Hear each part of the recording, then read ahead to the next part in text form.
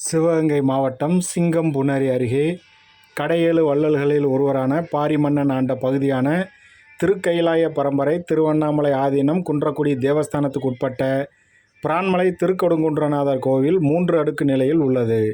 ஆகாயம், மத்தீபம், பாதாளம் என்று 3 நிலைகளில் சிவபெருமான் காட்சியளிக்கிறார்.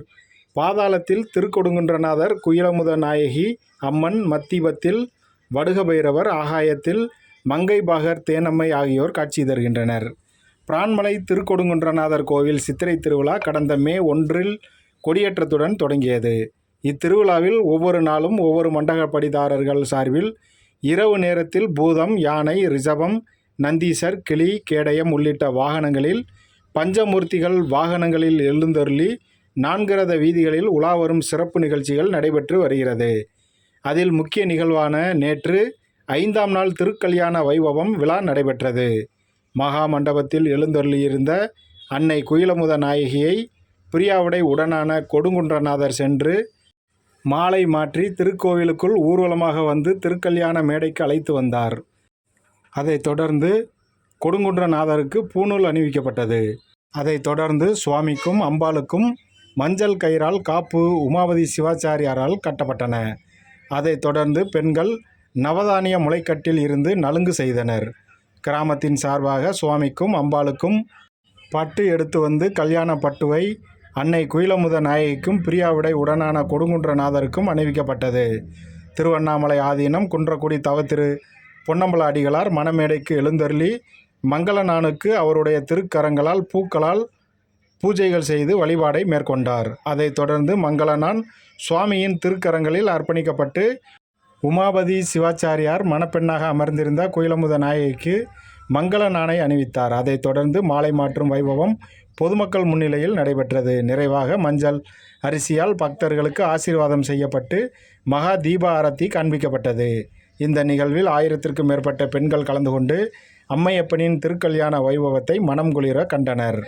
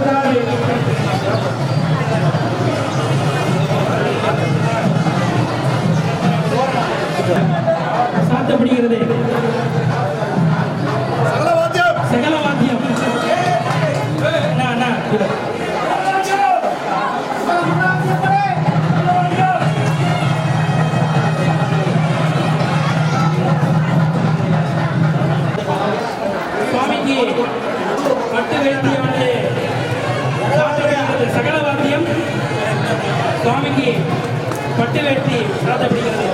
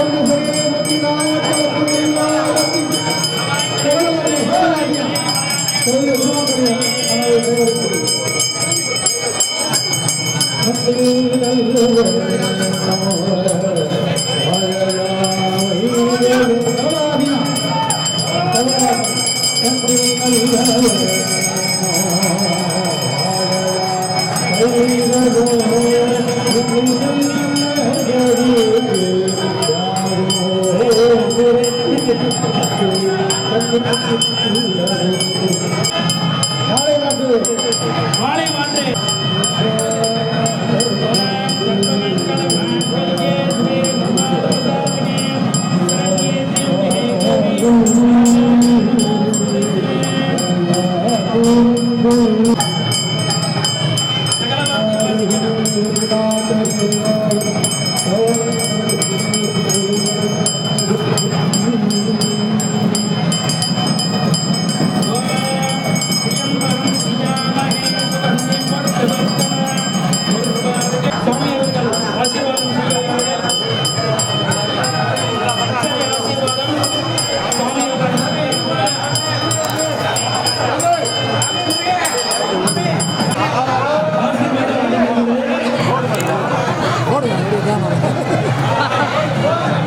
நடைபெற்றுக் கொண்டிருக்கிறது.